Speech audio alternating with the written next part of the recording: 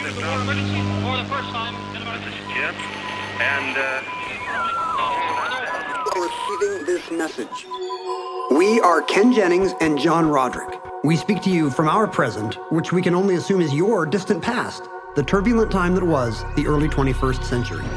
Fearing the great cataclysm that will surely befall our civilization, we began this monumental reference of strange and obscure human knowledge. These recordings represent our attempt to compile and preserve wonders and esoterica that would otherwise be lost.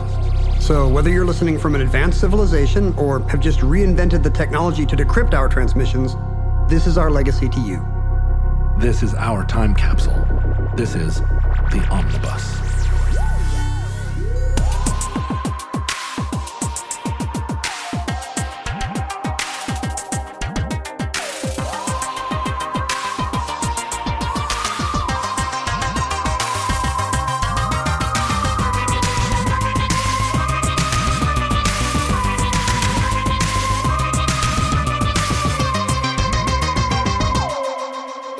You have accessed entry 548.1S1415. Certificate number 30150. The Great Lisbon Earthquake.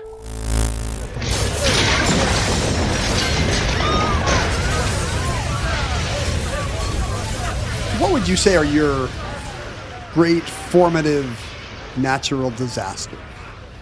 Are there acts of God that like stick in your mind from just cable news and front pages of papers and people talking about them that shaped you? Well, when I was a kid, there were two big earthquakes that happened in Alaska when I was a kid. One when I was in 5th grade or 6th grade, and one when I was in 8th grade. And both of them had a profound effect. Because growing up in Alaska, the 1964 earthquake is super present in everyone's mind. That's the big 9.0 record one, the Prince William Sound one? Yeah, and the wreckage of the 64 earthquake was all around us growing up, right? In 1974, it had only been 10 years.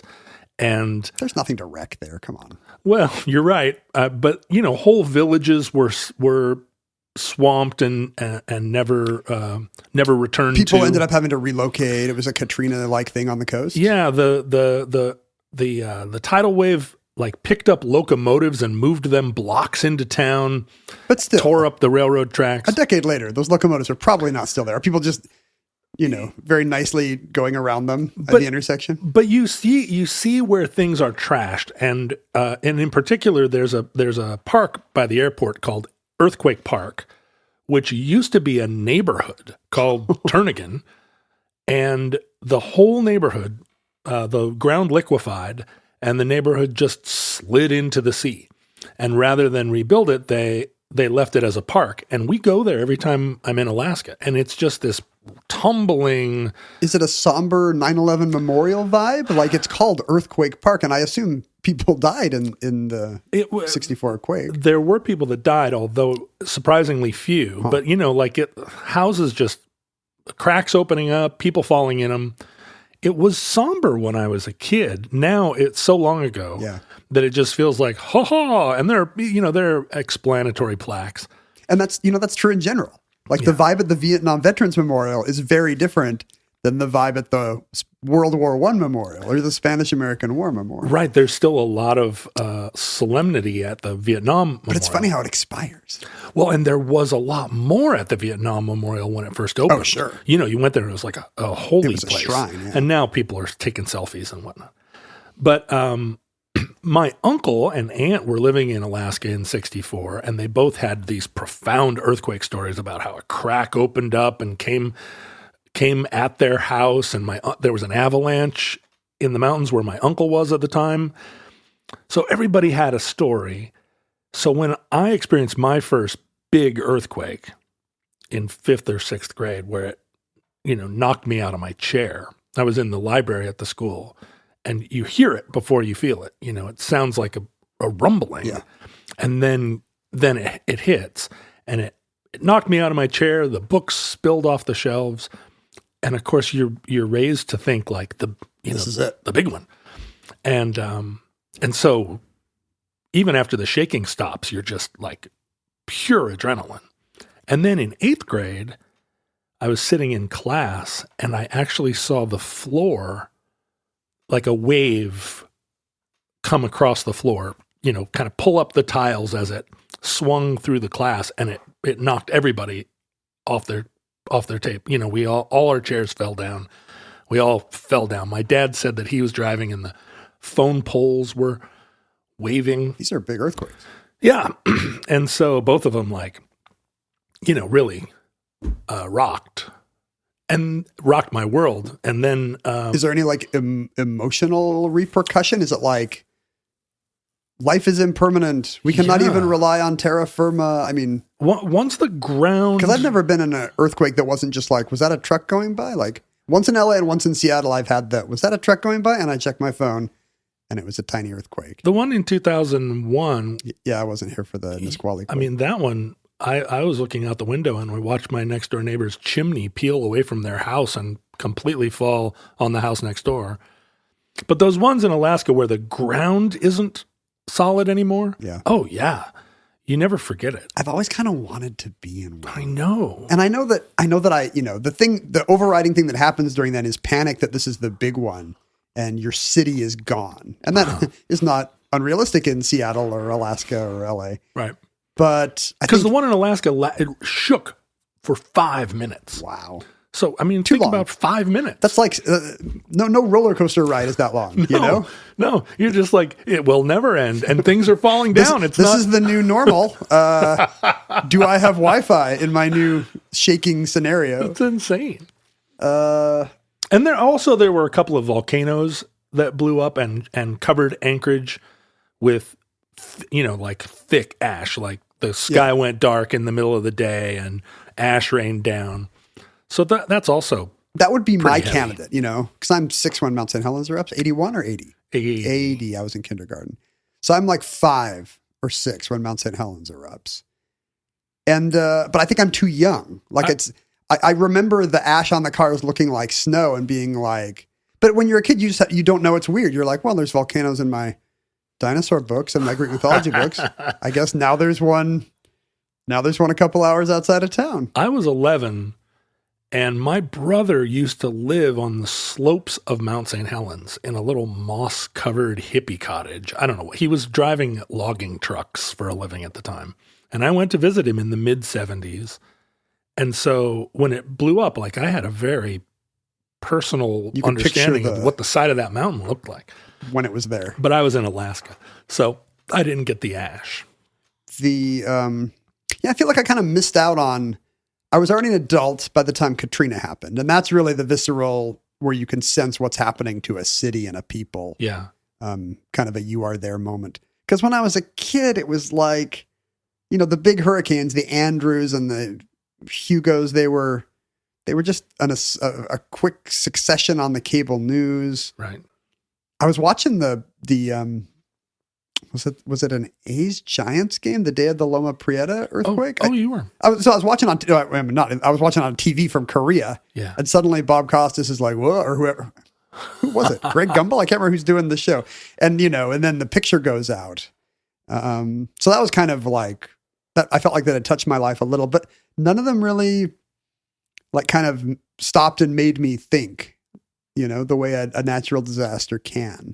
You're absolutely right that I always kind of secretly long for them. And when they happen, I always kind of guiltily wish they'd been bigger. But that's for different reasons. You're just excited because you've got World War II sea rations and guns in your basement. I mean, I want to ride it, ride the dragon as the world comes to an end. Yeah, I just want the experience. I feel like I'd be very good. This is one of the many things that I've never experienced that I'm confident I would be amazing at where others are traumatized. Some people shriek and some people get very collected.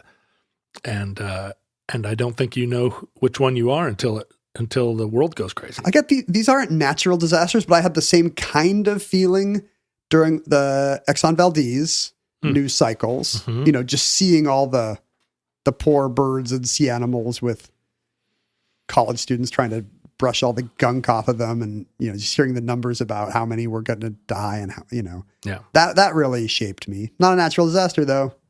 God did not put a drunk captain and a big oil tanker at the.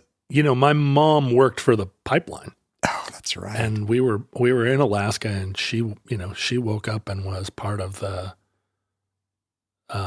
not first response, right? But she knew all the people. She knew everybody in Valdez. She knew all the systems because she ran the computers for the pipeline. Well, so that one hit us all hard. I don't think it was her fault. As I look back on the facts, for sure not her fault, because they came. Unless she did the computer program that booze tested all the employees. The investigation came, and six guys in blue suits filed into her office. Wow. And she was like, "Want to see the files?" And she walked them down to the file cabinet where she had all of the disaster routines, everything that she had practiced 1,000 times. She was like, you're going to have to look elsewhere for where the mistakes were made, because they weren't made here. Not in this office. And they were all like, "Thank you, ma'am." I feel like your mom would be the most convincing person to turn away the men in black. Yeah, they all just moved on down the hall. And I had literal nightmares after 9/11, even though I was in my 20s. Not like wake up in a sweat, but like all my kind of acrophobic dreams with lots of height and girders, and just kind of the because that's, again, not a natural disaster. I don't know if people know this. That was perpetrated by man. But, places you feel safe include downtown skyscrapers and airplanes. And I'd spent lots of time in both. So the idea that both of them were fundamentally unsure, the way that you might have felt about your classroom floor at school, I think that did a number on my psyche for a little while. How long after 9/11 did you first go to New York, and did you first see the pile? Like how? Yeah, it was already trucks scooping stuff out of a big square pit by the time I was there, and it would have been a few years later. I wasn't in downtown. You weren't part of the initial response to the. I didn't rush there like Steve Buscemi or whatever. It had been a few years. And so you can still see that, at the time it was still a square absence, but it might have been by that time it might as well have been a construction site. Did you see Ground Zero when it was still Ground Zero? Yeah. I was living in New York that summer. Oh, I forgot. And, I went to the top of the World Trade Center on August 31st. Weird, by the way. Lots of good things to do in Manhattan. I don't know why you went to Windows of the World. Well, I was coming back to Seattle because the Long Winter's first album was done, and we needed to put a band together to tour. And I tried to put a band together in New York, but it was just super complicated because everything's really expensive. And I was used to living out here where you just leave your drum kit set up.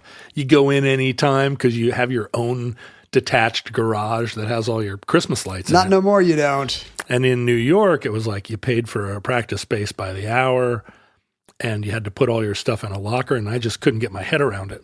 So as I was leaving New York, I said, what do I want to do? I want to ride the Cyclone at Coney Island. I've never done that. I want to go to the top of the World Trade Center. You're such an early 70s kid to want. Like your definitive King Kong is climbing the World Trade Center with Jessica Lange. It is. Go to the Chrysler Building, John, for crying out loud. No, it was the World Trade Center. There were like 4 cliched New York things. I'd been living there for 6 months and I'd never done it. Why would you go out to Coney Island? I went out and had a hot dog, rode the Cyclone, loved the Cyclone.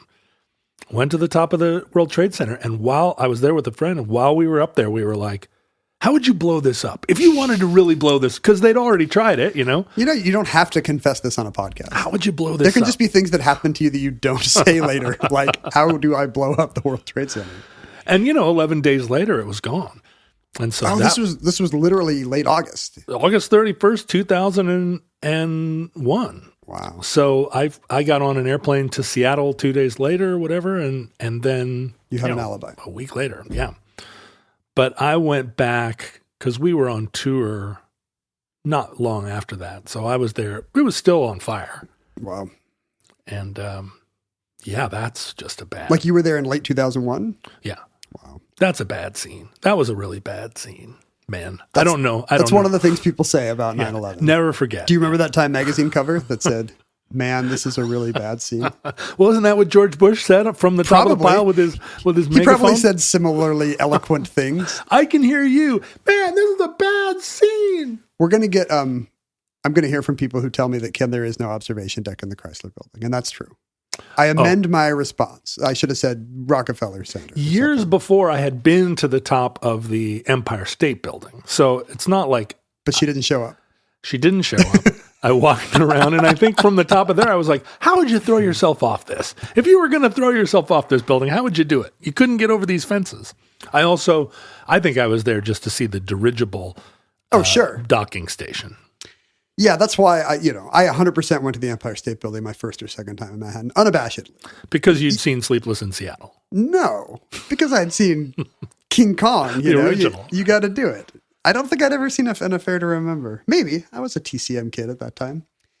But, natural disasters are, pretty much a constant through, if there's one thing that links hominids from like hunter-gatherers to now, it's they have to deal with the occasional storm, lava flow, mudslide, earth moves. Where are the places that are the most free from natural disasters? Yeah, I've thought about this, actually. Gobi Desert? It does seem like, there's got to be sandstorms in the Gobi Desert. Right. It seems like America is kind of equally cursed. Like the second you get out of the hurricane zone, you move into tornado zone. And the second you get out of that, you move into avalanche and then west into... Now we have forest fires, zone. which were not a thing before. The whole west is now off the grid. And that's a supernatural disaster. Last time I was in Manhattan, it was all hazy. You could not see the skyline from Brooklyn because of California and British Columbia wildfires. Isn't that insane? So, yeah, it's literally insane. Like, this is why I will never have grandkids, because my children are traumatized by every moment of daily life being a running natural disaster. It wasn't that long ago. Well, I hate to keep telling these stories about how I was there the day before, but I was in New York the day before Katrina. John Hodgman and I were driving in mean Sandy? Sandy. Okay. Because it's okay to be in New York the day before Katrina. No, it was Sandy. We were driving in, and all the big electronic signs on the highway in New Jersey that were, like 20 minutes to New York, the signs all said, "Get off the highway, take shelter immediately." And the sky was a weird color, but it was calm, perfectly calm. And we drove to the Newark airport and got on a plane, and the whole time thinking, like, are they going to cancel the flight? Yeah. And we got off. We got off, we flew to the West Coast, and then the hurricane hit that night, which was also super weird. You're constantly escaping disasters. Mount St. Helens, you were there years before. Yeah, it was a couple of years before, so I can't be held responsible. You weren't running ahead of a wall of lava. I'm not like some kind of storm king that brings the horror. You did your ceremonial dance everywhere. Windows of the World, Mount St. Helens. For maybe a century, the formative natural disaster for Western civilization was the Lisbon earthquake of 1755. And you ask about we don't think about it much today. How many times today have you thought about the Great Lisbon earthquake of 1755? Hardly at all. Well, when you mentioned it, I thought about it. Hardly spared a moment for it. From the time I woke up this morning, I've only thought of it Were once. you aware that there was, like if I had said, hey, what happened in Lisbon in 1755? Would you say, is that the earthquake? Or would you say, I don't know, people eating tapas? No, I had heard of the earthquake, but I don't think if you'd said what happened in Lisbon, I would have gone to it. I think I would have said, I don't know, horses danced with flowered headdresses. Danced gaily. What the hell? Luckily, I am not a game show host off duty. I don't come to your house and just say, John Roderick, for all the beans, what happened on the morning of November 1st, 1755? I would lose all my beans. I don't have a long microphone with a skinny handle. Because I would have bet it all, Ken. I would have gone all in on my final question. You're asking about what parts of the world are reasonably disaster resistant historically, and Western Europe's pretty good. Right. It's not, except for the Mediterranean, which has volcanoes and faults. You got Mount Vesuvius, from the maybe 16th or 17th century on, every 10 or 20 years, Mount Vesuvius wipes out a village. Etna did its job. But except for that volcanic activity in Italy, Yeah. storms don't come off the Atlantic. It's like maybe now they will. Future Link, sorry. But in our time, it was like a once in a century occurrence for any Atlantic cyclone to reach Europe. Well, once the magnetic poles flip, oh sure, then it's going to be all over. Then Portugal will be at the top of Europe, and you'll be so confused. You'll have to escape south to Denmark. So it's just there's in the European mind that gave us the Renaissance and the Industrial Revolution and a lot of things that we now may regret. These kinds of epical natural disasters like the San Francisco earthquake or Katrina, they're kind of few and far between. Yeah. Has Germany ever had an earthquake? Exactly. Like, what's Germany's biggest storm / they're just not shaped as a people by this. Maybe that's why they get so cocky and put spears on their helmets every few decades. I think their greatest storm risk is tempting the Russians. Yeah, exactly. In a lot of these stories, if you're in very Western Europe, Germany is your natural disaster. That's right. If you're in Central Europe, Russia is your natural disaster. But you can see why this is kind of the pivotal moment that changes how Europe thinks about a lot of things. On the morning of November 1st, 1755, Lisbon wakes up and heads to church. It's All Saints' Day, one of the biggest events of the liturgical calendar. So everybody who's anybody is in church, or if they're really anybody, their servants are home preparing an elaborate meal. This is their Thanksgiving, Christmas, Super Bowl, whatever. That's what they call it in Portugal to this day. Es el 1 de novembre, la Super Bowl. Unfortunately, 120 miles southwest off the whatever that cape is on the southwesternmost point of the Portugal, Algarve. Cape Saint something. Yeah, that seems right. 3 tectonic plates meet. Oh, an African one, an American one, like a one that goes all the way to across the Atlantic, and a Eurasian one. I thought that there was a seam in the middle of the Atlantic running north-south where the plates were moving apart. There is, and I don't know why there's a fault line here, but there is. We're not in charge. It can do what it wants, basically, and it does. On that morning, there happens to be a little slippage along that plate, and that creates... That's not what you want. No, it's because it's only, 120 miles off the coast of Portugal, 32,000 Hiroshimas worth of force being created underwater there, does exactly what you would expect. It creates, like in Prince William Sound, it creates massive movement of water. So rivers flood in Scotland. There's people who were too close to the shore in Brazil. Their village gets washed away. Reports from Finland, reports from Barbados of Templars. But it's worst of all in Lisbon, the closest big European city. At 9:30 a.m., everybody's either at mass or, again, in the kitchen. Mm-hmm. Your 2 options. The servant class. You can either be the mass class or the kitchen class back then. That's what they called upstairs, downstairs. At 9:30, all the bells in town begin to chime at once, which is something we miss out today on modern day earthquakes. Intentionally, or they all just... They start shaking. They start rocking. Wobble. Oh, wow. And I guess you don't lock the clapper or anything. So that's something we miss. Don't lock the clapper. That classic Blue Oyster Cult song.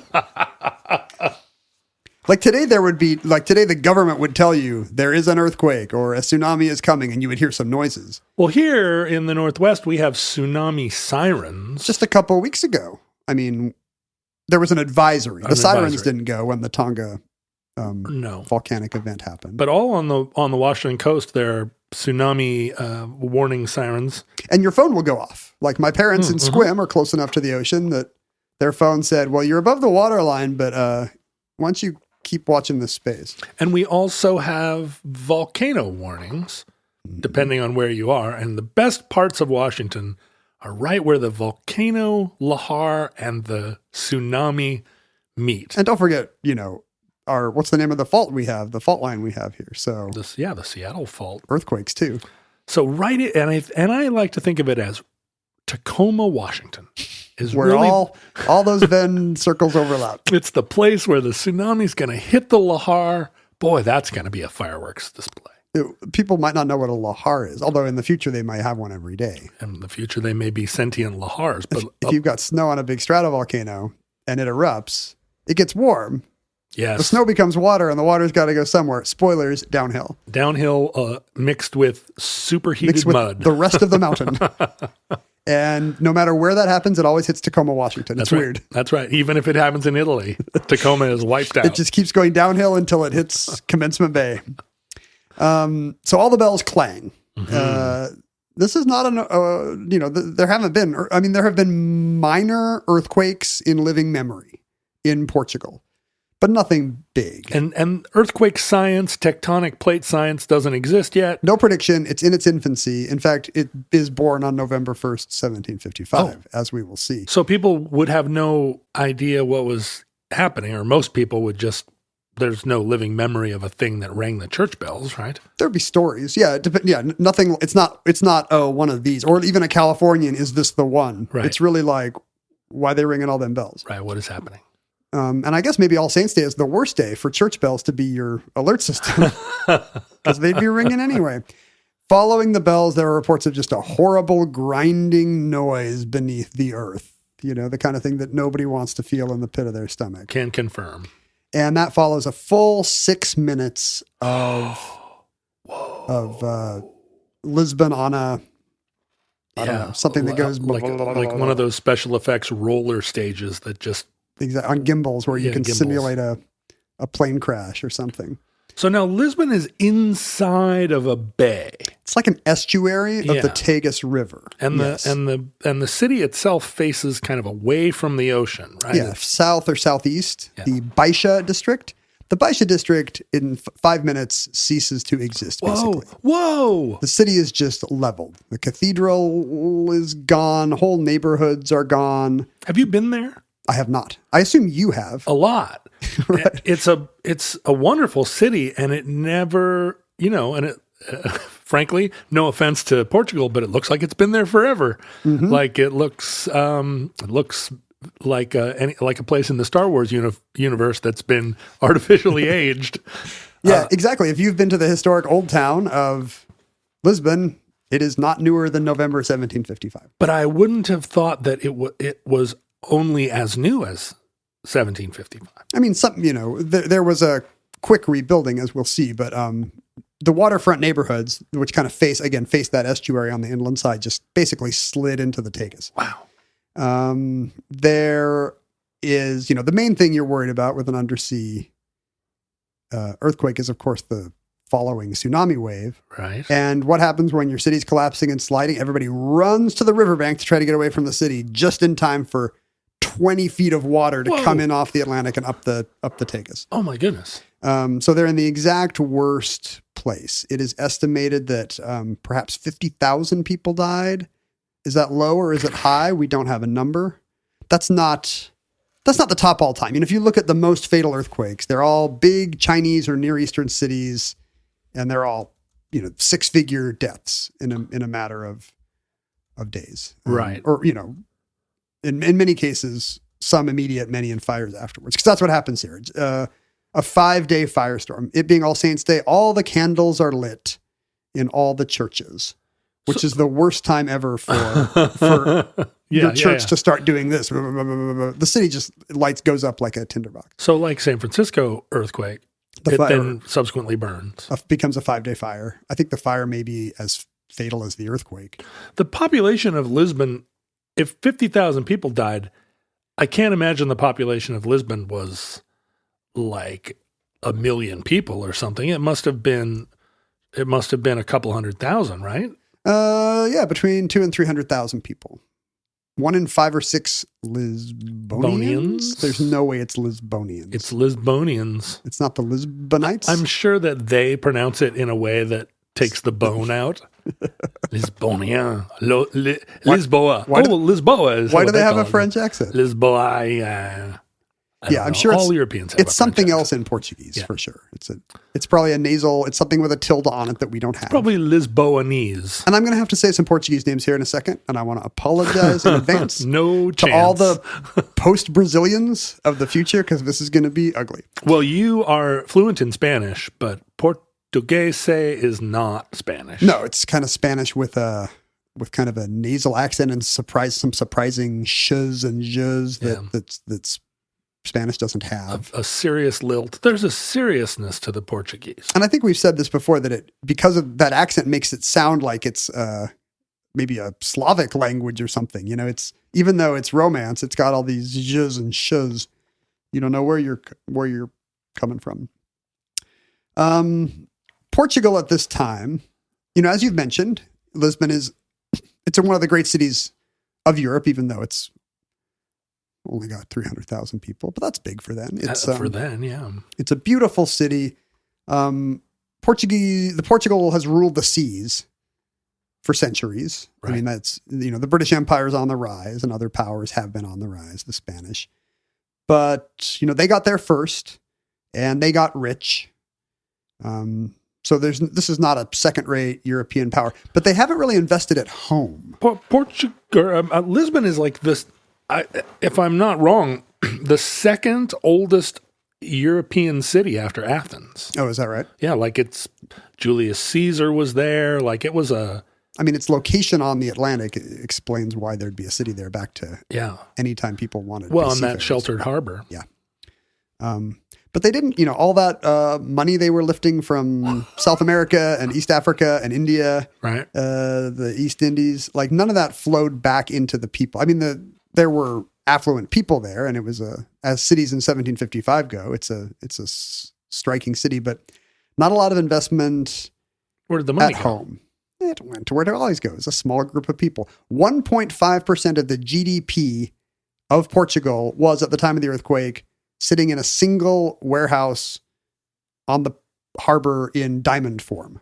Whoa. It was Are all those diamonds in the harbor? Let's go find them. Is this going to be another gold under silt omnibus? Yeah, it's a treasure hunt. Those always happen in Southeast Asia. So, you know, it's I think there's a lot of disparities between the 1% and the rest of Lisbon, which kind of get thrown into contrast here. Speaking of the 1%, the king of Portugal at the time is Dom José the First. Mm-hmm. Luckily for him, he's not in Lisbon. He's out at some country palace. Estoril. Is that right? That's my guess. You have a guess for a Portuguese country palace? Yes. Okay. What is Estoril? Ask your doctor if Estoril is right for you. If you are approaching the age of menopause. Estoril is a castle outside of Lisbon that's kind of closer to the sea, and it's a funny, weird little mountaintop place. Let's not even look it up. Let's say it's exactly here. I mean, no, it's probably at some Versailles type hunting lodge, right? It's not going to be in a castle on a hill, but let's say it's a castle on a hill for the movie, because this is going to look good. Because what we're going to have is a man galloping up on a horse. Oh, good. Is that what you like? Oh, you approve? I love a man galloping up on a horse as part of an omnibus story. Exterior, Portuguese castle. Oh, wait. Up gallops. Is it Estoril or is it Sintra? Ask your doctor if Sintra is one of them's menopause and one of them's male erectile dysfunction. I feel like maybe Sintra is the cat. I can't remember. One of them is a crazy castle and one of them is like a seaside town. They're close to one another. I was picturing a big Versailles type hunting lodge. No, it's not that. It's like a thing where the stonework looks like a big octopus. It's the castle from Little Mermaid? Yeah, it's a crazy, like there's a Neptune. Okay, let's put it there. Okay. Exterior, weird Atlantis castle. Okay, good. Day. Up gallops. Minister of State, Sebastião José de Carvalho e Melo. Oh, nice. A great aristocrat and statesman. Plop, plop, plop, plop, plop, plop, plop, You got coconuts? He is the Marquis de Pombal, and he is a little bit unusual in the Portuguese aristocracy at the time. He's ambitious. Yeah. That's no not one else unusual. in the Portuguese aristocracy. Everybody else is enjoying a nice long siesta on the harbor. Well, he's kind of a different fellow. He has spent decades as a minister overseas to the royal courts of Britain and Austria, the big European powers, the big North European powers. And so he's kind of seen the wider world. Yes. The nobility at this time in Portugal is very provincial, very Catholic, very medieval. okay. It's old school kind of Inquisition-y Europe.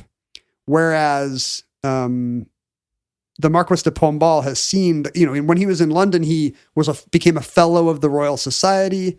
He's gotten an Enlightenment education, and he is a new forward-thinking gentleman. I like it. And Dom José the First. Did he cut his long sleeves? Portugal. Oh, is that what they do? No, that was a Russian thing. Cut your long sleeves. Oh, but this is exactly some... It would have been the same time. This is exactly some... I mean, as we'll see, Pombal very much becomes a Catherine the Great type figure. Modernization at all costs, even if that means the odd public execution. Well, sure. You got to do what you got to do. You get rid of the old guys. It's science, right? And so he comes up and gives the king the bad news and tells him, I want you to put me in charge of the disaster relief.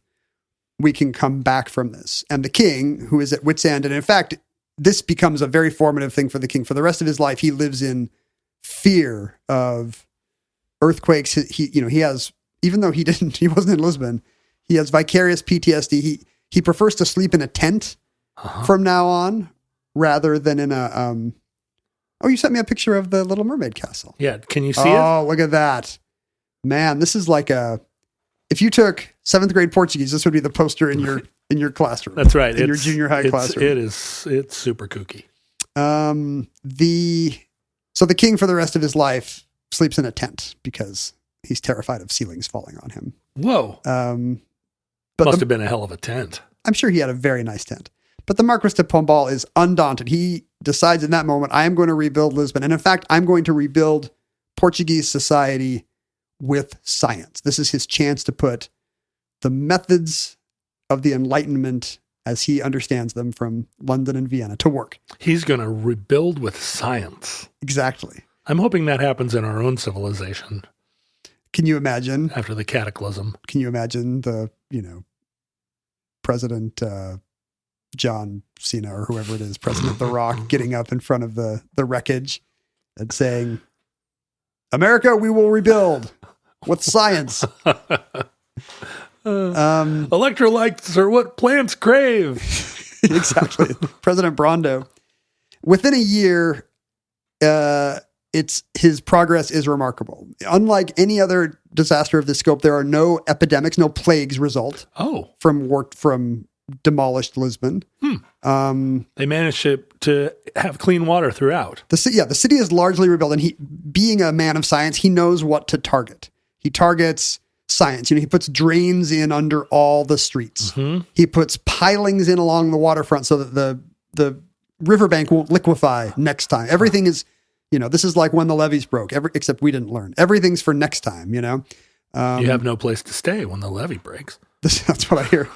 The Baixa, the old town, the quaint old city in the heart of Lisbon on the Rother, is that's been leveled, and it was old windy streets. It was come with me to the Casbah, and he builds a modern grid. He gets out his protractor, which is funny because it's only in Lisbon, only the low flat kind of promenade is a grid, and then the rest of the city is a bunch of spaghetti. Still, it's weird rabbit trails. Well, it dates back to 1755 because he's got theories. It's not just that it's mathematically pleasing on a map, but if the streets are a grid, it makes public transportation easier, and we should get some of that. Sure. It makes sewage easier. It makes waste collection easier. Like, this is how you get a modern city with that kind of precision. He installs a new building code, which seems very forward thinking for 1755. But given the trauma, he's like, all new construction will have firewalls of such and such specifications. He gets together with some engineers, the leading thinkers of Portugal at the time, and invent what becomes to be called after him, the Marquis de Pombal, the Pombaline cage, which is kind of a wooden framework on which all new construction will be built, which doesn't, even if the facade crumbles, the wooden frame or superstructure or whatever can wiggle and the buildings will not fall. All of our buildings are built according to this premise. They are in Seattle, and hopefully in Anchorage. The mortar of I understand if you have a brick house in Seattle, I have a civil engineer friend that told me the mortar will just liquefy and all the bricks will just leave your house. Well, after the Nisqually earthquake, you saw that down in Pioneer Square. The fronts came off of a bunch of buildings. They could use some of these building codes in Pakistan, even now. I mean, this seems crazy for 1755, right? But this guy is like, here's the fire code of Portugal. Yeah, wow. They raised the water line. Basically, essentially what happened in Seattle after the fire. They build on top of the rubble because first, you don't have to clear it away. Second, the waterfront portion of the city is now higher and therefore more ocean resistant in case of future catastrophe. Yeah. So in the 20th century, people, workers digging the Lisbon subway had to dig through 15 meters of 18th century Lisbon wreckage to get, to dig the tunnels because it's still under there, just like tourists who take the underground tour Seattle here, which I've never done. One time I was in Pioneer Square and I was walking down the sidewalk and there was all of a sudden in the middle of a sidewalk in front of the Merchant's Cafe, there was a railing. And I walked over, I was like, what is this railing in the middle of the sidewalk? And I realized that it was an elevator that had come up through the sidewalk. When you're down there and you walk across those metal plates? Yeah, I've seen them in old movies. Yeah. They often get used for gags in like Harold Lloyd movies, those things going up and down for deliveries to sellers, I guess. Yeah. And those metal plates open up like a clamshell and an elevator comes up. Well, this elevator was just sitting up, unguarded. You got to go stand on it and wait. Well, so I stood on it and I was like, oh, this is cool. And there was nobody around and there was a button. And so I pushed it and the elevator went. You're in a Zork game now. And I was like, what's happening? And it took me down and all of a sudden I'm in the Seattle Underground tour because there are all these interpretive signs and like a little collection of barrels with a mannequin who's like, I'm the shopkeeper. But nobody was there. And so I gave myself the Seattle Underground tour, like creeping around and sneaking around down there. And then I felt like, oh, I'm going to get in trouble. There were rats. It was a little freaky. This does seem perfect for you though. Like this, if this didn't happen to you, you would have to make that up because you cannot never have seen the Seattle Underground being John Roderick, but also you can't go on the tour. I couldn't go on the tour. Being John Roderick. Right. So because being John Roderick is self-recapitulating. The world created an elevator for you. Yeah. It was like somebody had to solve this problem and this is how God managed. That's how you know Seattle is a simulation. Well, an elevator appears in the sidewalk when it's teleologically necessary for you to see the underground tour. Either that or I am completely fake, like a super duper. You've made up all your stories. Yeah. No, not that I'm a hologram. Oh, you don't exist. No, I don't exist. I just think you're making up all the stories, actually. Yeah, well, but until they're all confirmed. Did you know that the Seattle Underground tour, and I just discovered this, was a plot point in a big horror movie from last year? No. The movie, the horror movie Malignant is the whole second act is set around the Seattle Underground tour. Are there like ghosts of the Seattle Underground? Kind of. I don't want to give away how it works. There's an It style menace creeping the under. I don't like horror movies and I never go to them and I don't even want to know their plots. You don't want to know they exist.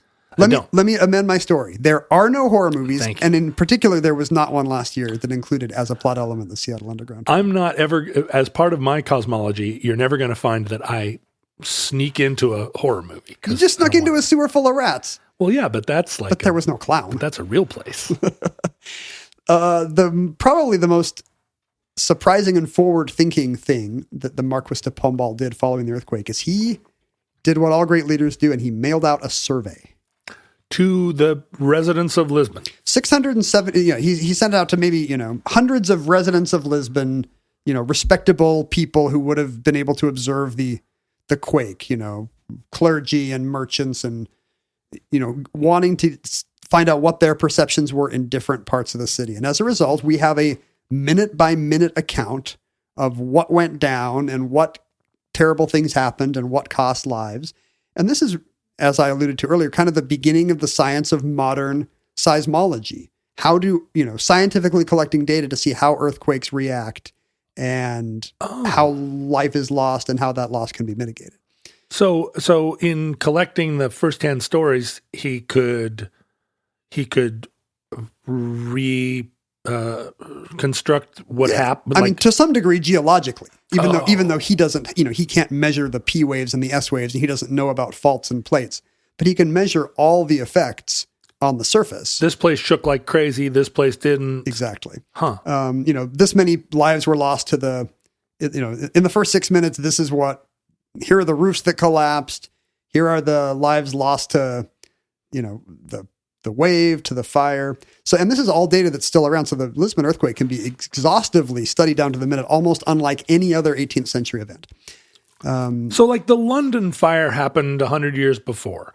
Did anybody learn anything from the London fire? Is this the first time anybody learned anything from anything? Yes. No one had ever learned anything before. No, the rebuilding of the London fire is also an Enlightenment process. Yeah. Right? All that Christopher Wren architecture and whatnot. Right. And I think a lot of it is built with, let's not duplicate the awful conditions that led to the first London fire. Let's have fire prevention in mind. But this is, what's different about this is that it's human measures against an act of God. And that's really the philosophical impact of the Lisbon earthquake that ended up concerning Rousseau and Voltaire and Immanuel Kant and every deep thinking European for the next century or more. Are there people that argued that God wanted to destroy Lisbon and that we shouldn't intervene? Here's what's interesting. In Pombal's response to the earthquake, in a very Catholic society, he says that the governmental watchword is, we will bury the dead and we will take care of the living. Mm-hmm. I mean, that seems like something you could imagine a Giuliani or whatever saying. Mm-hmm. It sounds vaguely statesman-like. Mm-hmm. But think about that in a Catholic country in 1755, where all the power is held by old school nobles and sinister Jesuits. Sorry, no, we love the Jesuits on Omnibus. Yeah, but they're admittedly sinister. Oh, 100%. That's what we love about them. But he's saying, we will bury the dead. The dead are gone. Oh. All we can do now is take care of the living. There's very much a secular response to the earthquake. And this is mirrored in the philosophers that write about this. I mean, Voltaire was just aghast. He wrote a poem about the earthquake. It comes up in Candide. He couldn't believe that God would do such a thing. Like, this is, believe it. Even though presumably 18th century Europe is full of privations and all manner of awfulness. Oh, sure. This is the thing that makes people think God is either asleep at the switch or has mysterious animus against the people of urban Portugal, or like it really makes people reckon with what their beliefs are. I mean, there was 100 years prior, there was a 30 years war that really did a number on everybody there. But again, this is man's inhumanity to man. Oh, sure. Okay. The fact that God is rocking the foundations of the deep, which he, capital H, created himself back in Genesis, and bringing in walls of water despite his promise never to flood the earth again. Like, if back then, even every educated, enlightened person had kind of these bedrock assumptions about a orderly theistic universe. Now, wait a minute. After the flood, I'm talking about the flood. The Noah flood. Did God promise never to flood the earth again? He did. He puts a rainbow in the sky. And that's the promise? Yeah. The rainbow says, I will never again. I think this has come up on Omnibus.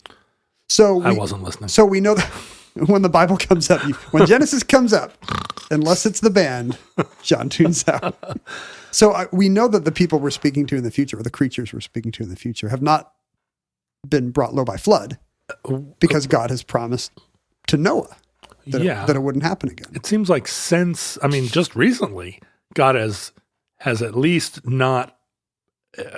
There must be an asterisk. He's not paying attention to the whole earth. Oh, okay. Even in Waterworld, there's still that place in the Himalayas at the end. God has not managed to flood the whole earth in Waterworld. But I guess maybe if the waters recede within like a day or two, it doesn't count. Yeah. I mean, as long as there's any dry land at all. Look, it's really not that much of a promise, honestly, when you think about it. Like right now, I could promise to you, John, that I will never again flood the entire earth. Yeah. And I will live by that promise. And you seem unimpressed. But you're not God as much as like you are on this program. As much as I would like to be. As much as you are on television.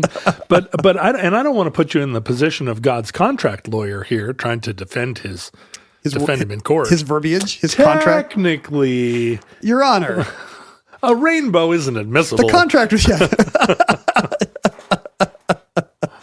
But so this was happening at a time when people in Europe were ready to have a secular response. When it was possible even to conceive of a secular response. And Pombal's response is secular. You know, like being an ambitious man, he takes this opportunity to really go to town on the previous powers in Portugal, the church and the old Catholic nobility. And this does include interrogations, torture, and public executions when people don't line up. He's very much a Catherine the Great kind of a modernizing figure. No one expects the Portuguese Inquisition. These guys did not expect it, and it was their loss.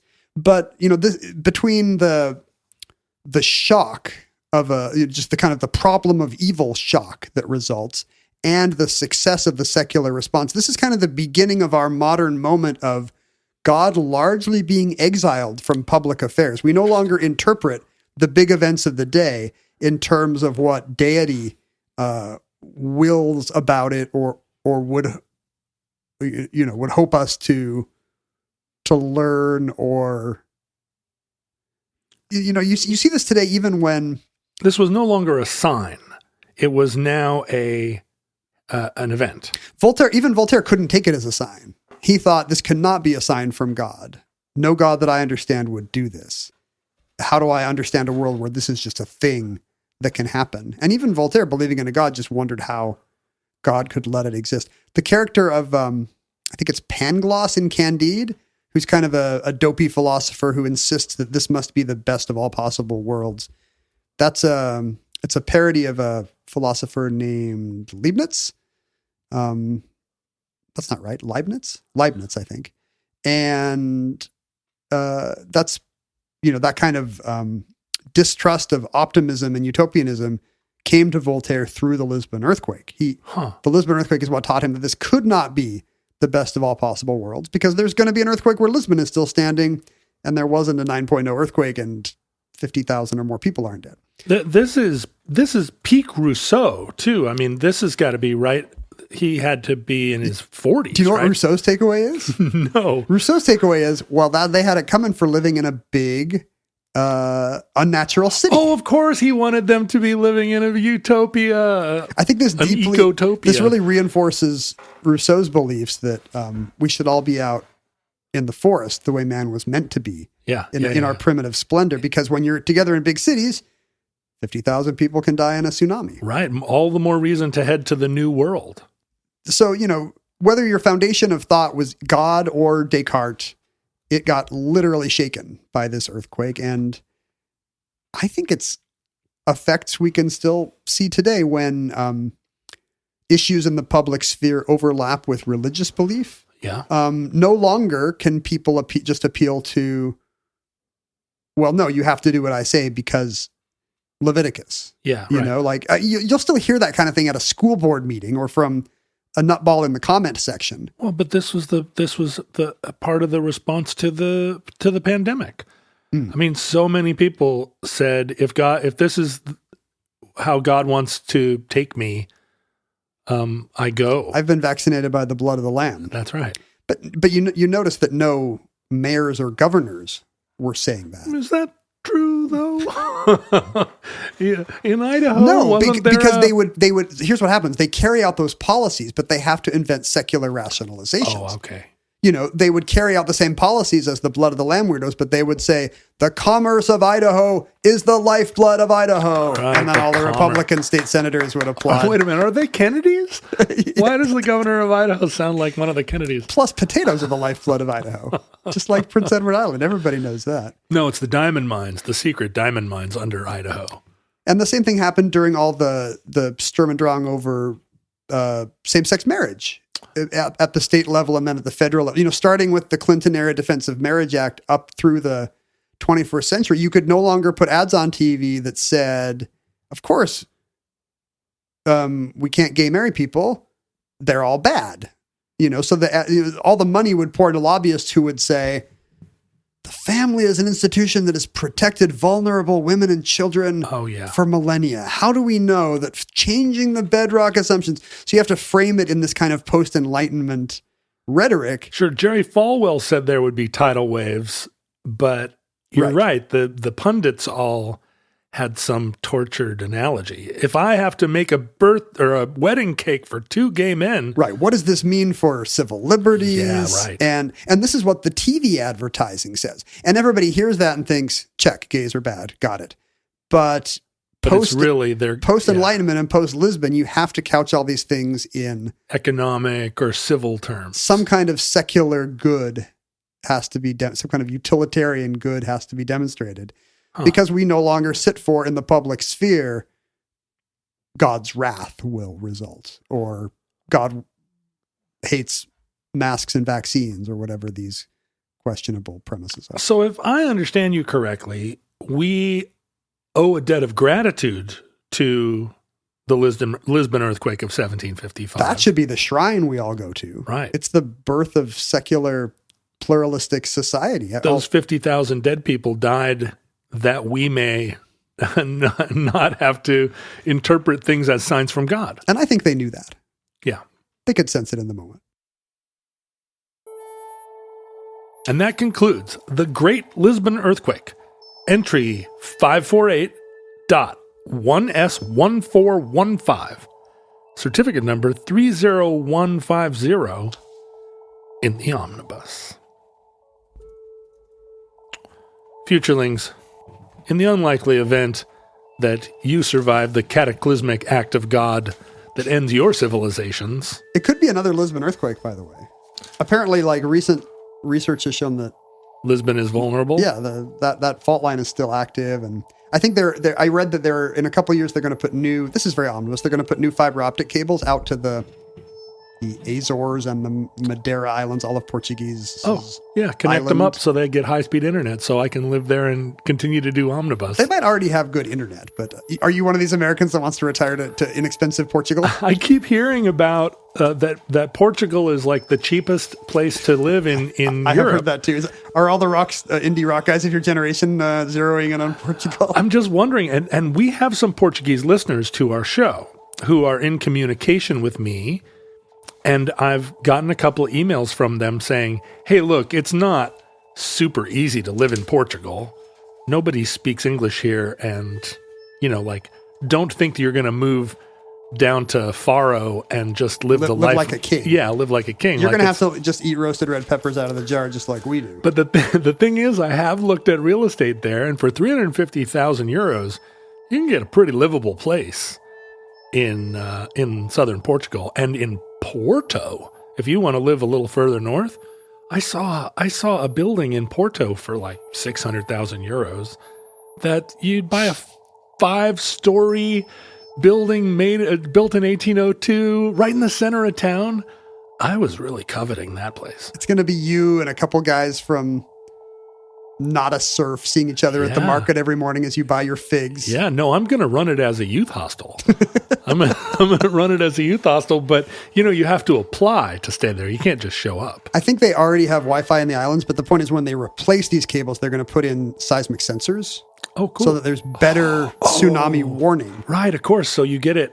Well, I think to this day, there's no signage of the kind that we have on the West Pacific coast. Like Portugal would be caught relatively unawares, I think, by offshore earthquakes today. Were you hip to the story that the big eruption? Oh yeah, you told me about this on the Canary Islands. Yeah, on the Canary Islands was going to create a mega tsunami that wiped out Florida. But then nobody read the follow-up story, as always happens, which is we don't think this will That's cause actually not going to happen. The models were wrong. And so when that big eruption started happening, my sister, who's like a super mega tsunami truther, she was running around for a couple of days. That was a thing. She was like, "This is it. This is the big one." And then there were all these stories that where seismologists were like, "Yeah, it's kind of not. That's not how it's going to play out." It was another one of these. Oh, I wish that natural disaster was bigger than it turned out to be. Because who wouldn't want a 500-foot wave to wash over Florida? That's kind of my dream. Right? It would solve a lot of problems in America, honestly. I have a good friend that lives on the other side in Tampa. I wouldn't want to see her washed away, but otherwise... Actually, the drummer of Not a Surf lives in Florida. I wouldn't want to see him washed He away. hasn't moved to Portugal yet? No. To your little village? No. I prefer the Gulf side as well. I'm kind of embarrassed that I just outed myself at your prompting as someone who's looking at real estate in as Portugal. one of these guys. You were like, oh, you're probably one of those guys. And I was like, yeah, actually. It's my sister-in-law is like constantly like, okay, maybe Malta. Like what's the retired cheap place with the nice climate? No, my place has always been Trieste. I want to live in Trieste because it's so close to everything. Slovenia is right there. You can be in Vienna in 4 hours. The crossroads of the world, everybody. Slovenia is right there. You can be in Belgrade in 5 hours. You can go everywhere. Venice is 2 hours by train. So I've been looking at property in Trieste too. And I feel like that might be, I found this little house in the center of Trieste. It's a bachelor pad. Don't though. talk it up. You're raising prices. Oh, you're right. I don't know. I know you got a lot of crypto and you're going to be fine. Don't move to Trieste. I don't have enough money to just do whatever I want. Trieste is a crap hole. It's close to Slovenia, if you can believe it. 300,000 euros is my peak. All right. You can follow us on Facebook, Twitter, and Instagram at Omnibus Project. You can follow us individually at Ken Jennings, and at John Roderick. You can email us at theomnibusproject@gmail.com. You can hang out with other futurelings on all of the above places by looking for the Futurelings, and they are hilarious and smart and great. You can mail us things to P.O. Box 55744, Shoreline, Washington, 98155. And you can support the show and increase my chances of ever being able to live in Trieste. You can increase my budget to... Send John your Ethereum and your Shiba Inu coin. Get me into that 400,000 euro class. Trieste Retirement Fund. At patreon.com/omnibus project. Now we kid... And you may think that we are living high on the hog, but in fact, I live in a concrete bunker where the water weeps in. Deep below the earth. Close to, and it will be liquefied instantly in the in the big one. There are no diamond mines here or potatoes, just mushrooms. And I don't know enough about them to sell them. So support us at patreon.com/omnibus project. So you mentioned the mail. Have we ever got a wedding invitation before? Maybe once. Someone threatened to invite us to their wedding, and I think we did get one invite. Angela and Nashoba are inviting us to what would certainly be our first Star Wars themed wedding. Oh, look at that. Wait a minute, but that symbol on the back is what, the Empire or the Resistance? I think this is the Alliance. Is that right?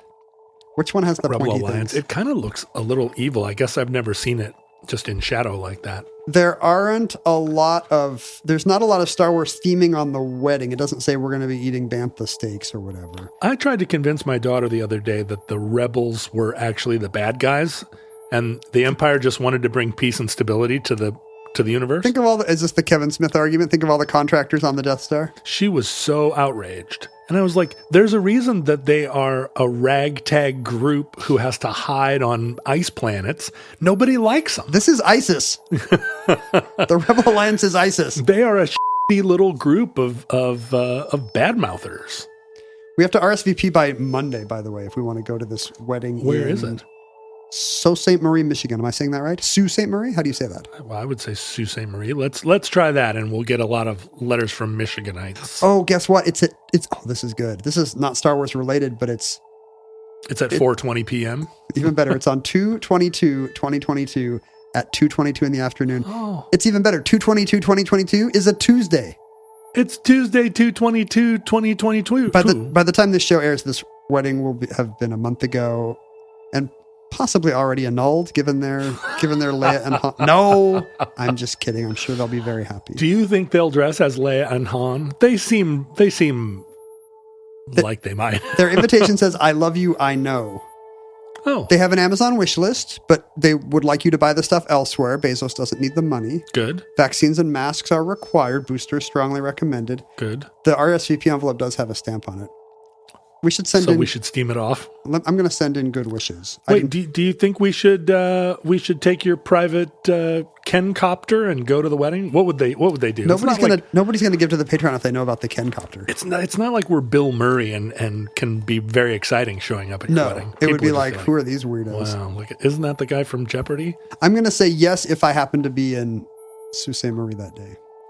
Yeah, send good wishes. That's Congratulations, Angela and Nashoba, if you're listening. May the force be with you. Did we ever read this one on the show? Did we read this? Oddly shaped postcard? Postcard shaped like an Estonian watchtower? You know, when I see those watchtowers, I always think they're water towers. And then I get inside them and I realize, no, they're hollow. All the windows seem to argue against them being... Is it? Well, no, that water tower in Volunteer Park looks almost exactly like that. That's actually true. And it has windows. But I assume that was like imitation. appropriating the look of a little castle. Is it? Where in Estonia? Tallinn. That's a nice town, I gotta say. Apparently it's the Silicon Valley of Europe, says Dan. If we have already read this on the show, I don't know. I just found it in my folder. If we did not read this note that was sent months and months ago, thanks for writing to us from Estonia, Dan. I love this postcard that is shaped like a water tower or possibly a castle. Did I tell you I was in Tallinn and I put it on the internet that I was there because I used to be on the internet. And someone in Tallinn said, hey, I'm a fan of Omnibus.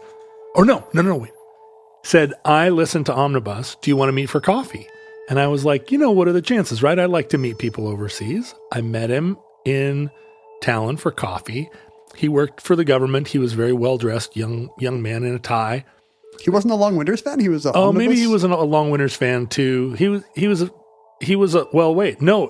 I've told you this story because he had all the Long Winters records and had seen us perform. And at some point in our conversation, I said, well, it's always fun to meet a fan that lives in a place like Estonia. I would never have guessed it. And he said, whoa. I didn't say I was a fan. And I was like, oh. And he's like, I have your records and I like them all. I enjoy your work and go to coffee with you. But I'm not like a fan. And it was such a European, like a Northern European thing where it's funny. Like a fan is a little it's déclassé. It's like a person that's like tripping. I'm not tripping. I like you the normal, healthy amount. Yeah, and let's keep it like that. I like your band. I don't like you. I was like, okay, geez. One of my books is out in Estonian. Is it in Estonian? Yeah, Maphead's been translated into Estonian. Mapheads is a good book, by the way. Thank you. That's very kind. I really enjoyed it. Well, now Estonian speakers can enjoy it as well. Also Chinese, Korean, and maybe Russian. If you are listening to Omnibus in China, Korea, Russia, or Estonia. Oh, or the Spanish-speaking world. There's a Spanish one. Or anywhere in the Spanish-speaking world, write us and let us know. And also go get Maphead. Go get Maphead. It may be out of print. Listeners, from our vantage point in your distant past, we have no idea how long our civilization survived. We don't even know if my Estonian books are remaindered or not. Probably. They're out there. We hope and pray that the catastrophe that we fear may never come, or at least that if it does, Lisbon will be spared this time. Haven't they suffered enough? Well, I just hope we rebuild according to scientific principles. Exactly. We want a grid, a big grid. If the worst comes soon, this recording, like all our recordings, may be our final word. But if Providence allows, we hope to be back with you soon for another entry in the Omnibus.